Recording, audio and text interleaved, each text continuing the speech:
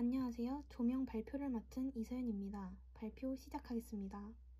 목차는 빛의 종류와 단위, 그림자, 색 순서로 설명한 뒤 조명의 기능, 분류, 방법에 대해 발표하겠습니다. 먼저 빛입니다. 빛은 시각적 인식에 필요한 주된 요소로서 시간, 공간, 색채 등의 정보를 제공합니다. 각기 다른 밝기의 반사광을 눈으로 받아들여 두뇌로 사물을 인식하게 되는데요. 그렇기 때문에 영상과 빛은 아주 근접한 관련이 있다고 할 수 있겠습니다. 빛의 종류입니다. 먼저 외부광과 내부광이 있는데요. 최종적으로 시청자가 보는 TV 속 영상은 이 외부광과 내부광 두 가지의 빛을 이용하여 만듭니다. 우선 외부광이란 렌즈를 통해 들어온 빛으로 실내 촬영에서 사용되는 빛을 말합니다. 이때 외부광은 각기 다른 강도로 반사되어 카메라 렌즈로 들어오게 됩니다.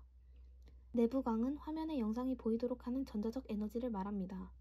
내부광은 텔레비전 수상기의 명도, 콘트라스트, 색상 등을 조정하는 것과 관련됩니다. 여기서 TV 패널은 여러 형태들로 발전해 왔는데요. 패널 간 기술상의 차이는 존재하지만 모두 내부광의 변화가 화면상의 광량의 변화로 나타난다는 공통점이 있습니다. 다음은 지향성광과 확산광입니다. 지향성광은 정확한 빔으로 거친 그림자를 만드는 빛을 말합니다. 태양광, 플래시, 차의 헤드라이트 등이 그 예시가 될 수 있겠습니다.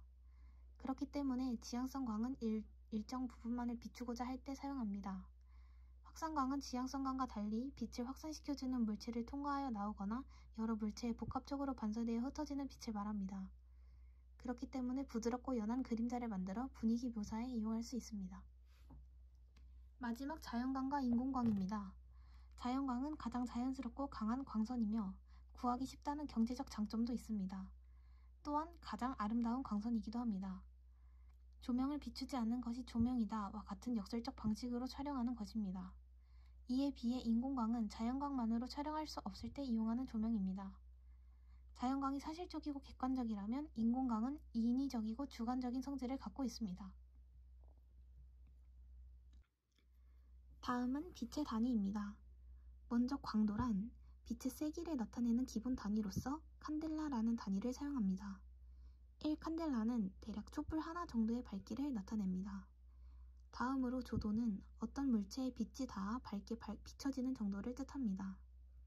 단위는 룩스나 쪽광으로 표기하며 1칸델라의 광원으로부터 1m 떨어진 곳에서 1제곱미터의 표면을 비추는 빛의 조도가 1룩스가 됩니다. 마지막 휘도는 광원을 보거나 비춰지는 면 또는 반투명의 것을 반대쪽에서 보아도 눈이 부시게 보이는 반사면 상태의 개념이 포함된 밝기가 휘도입니다. 단위는 니트이며 휘도가 고를 땐 모든 물체가 똑같아 보입니다. 휘도는 조도에 비례하지만 피사체의 반사율, 광원의 방향과 각도에 따라 달라집니다. 즉, 반사율과 휘도는 정비례 관계라는 것을 알 수 있습니다. 그림자로 넘어가겠습니다. 그림자는 크게 표면 그림자와 투영 그림자로 나뉩니다. 우선 표면 그림자는 그림자가 물체에 분리되지 않고 물체의 표면에 형성되는 그림자를 말합니다. 이런 표면 그림자는 물체의 형태와 질감을 알 수 있게 합니다. 조명의 방향에 따라 돌출된 부분이나 움푹 파인 부분 등 왜곡된 형상을 만들기도 합니다. 이와 다르게 투영 그림자는 물체에서 그림자가 독립되어 있습니다. 투영 그림자는 그 물체의 위치나 그 사건의 장소와 시간을 어느 정도 파악할 수 있습니다. 투영 그림자는 물체와 그림자가 연결될 경우 연결된 투영 그림자, 분리된 경우에는 분리된 투영 그림자라고 합니다. 이는 시각적 흥미를 유발하고 단조로운 공간에 다양성을 부여하며 극적인 장면의 분위기를 구조시키기도 합니다. 포로프입니다. 포로프란 빛과 그림자의 관계를 나타낼 때 사용하는 용어로 강한 빛으로 명암의 차이를 급하게 만들 경우 포로프가 빠르다고 표현하며 반대로 부드러운 빛으로 명암의 차이를 부드럽게 만드는 경우 포로프가 느리다고 표현합니다. 사진을 예시로 왼쪽의 곰돌이는 강한 빛으로 명암 차이가 극대화된 것을 보실 수 있습니다. 이는 밝은 부분과 짙은 표면 그림자 사이의 뚜렷한 명암 차이로 빠른 포로프의 예시가 될 수 있는 반면 오른쪽 곰돌이는 흐릿한 명암 차이로 부드러운 빛이 보여지게 된 것을 확인할 수 있습니다.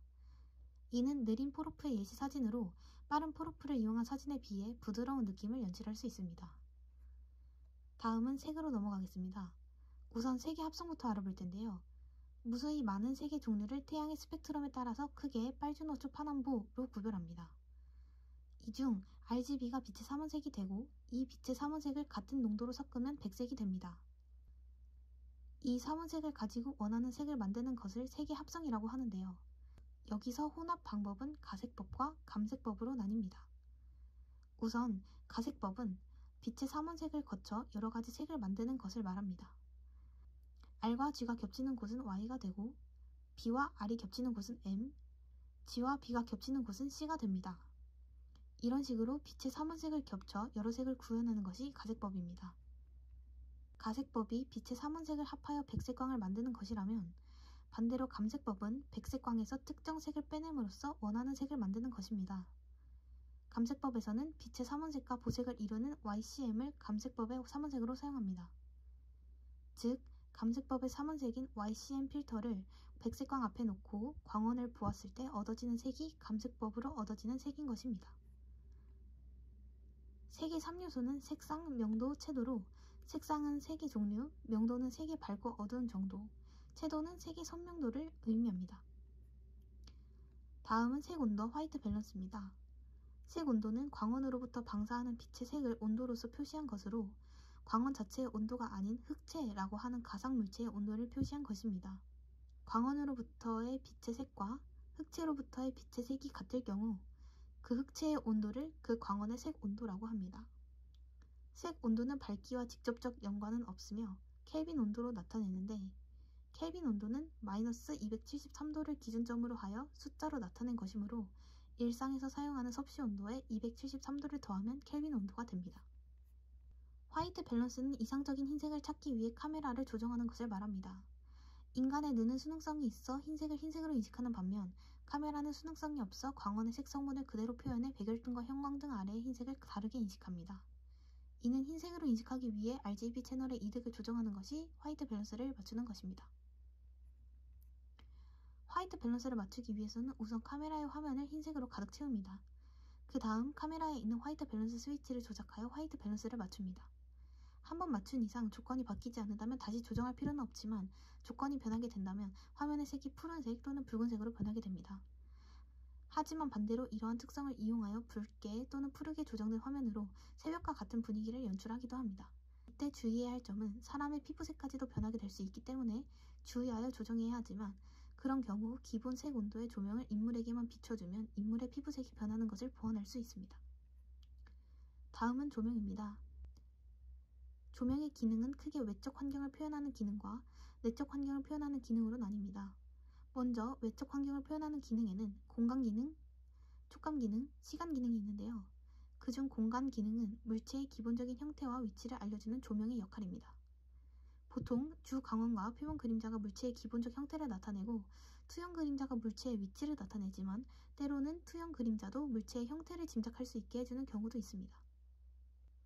공감 기능은 시각적으로 표현하는 것에 비해 촉감 기능은 인간의 촉각이 조명에 의해서 간접적으로 느껴지도록 합니다.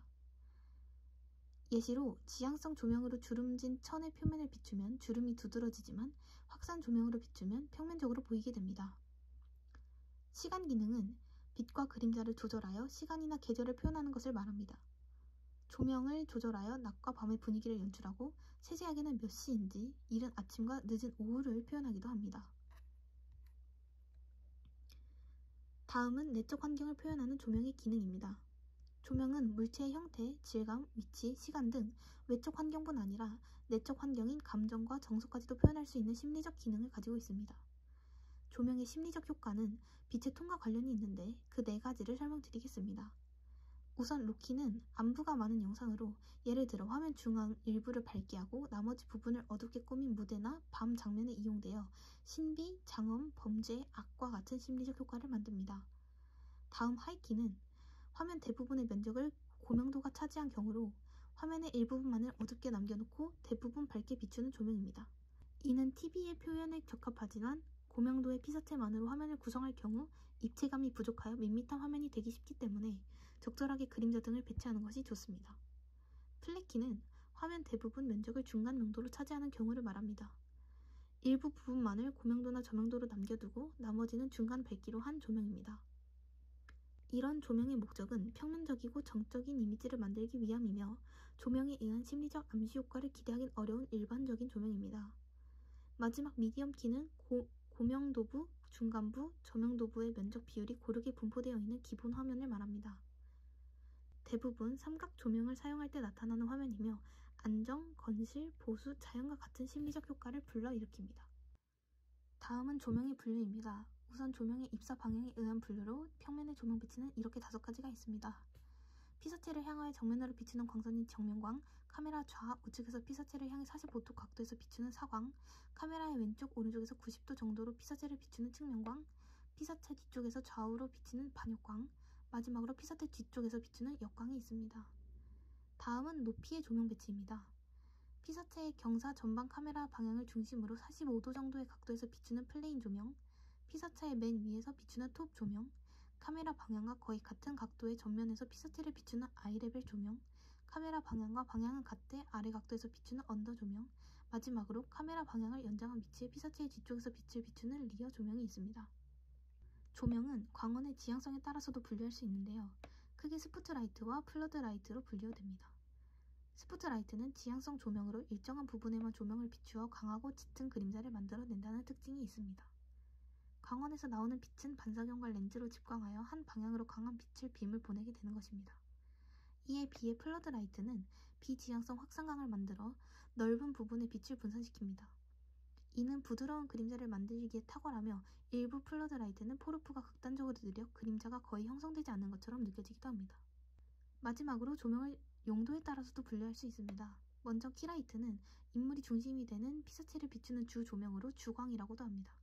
어느 정도 그림자로 피사체의 기본 형태를 만들어주며 특별한 경우가 아닌 이상 사람의 얼굴에 필수적이라고 할 수 있습니다. 다음은 필라이트입니다.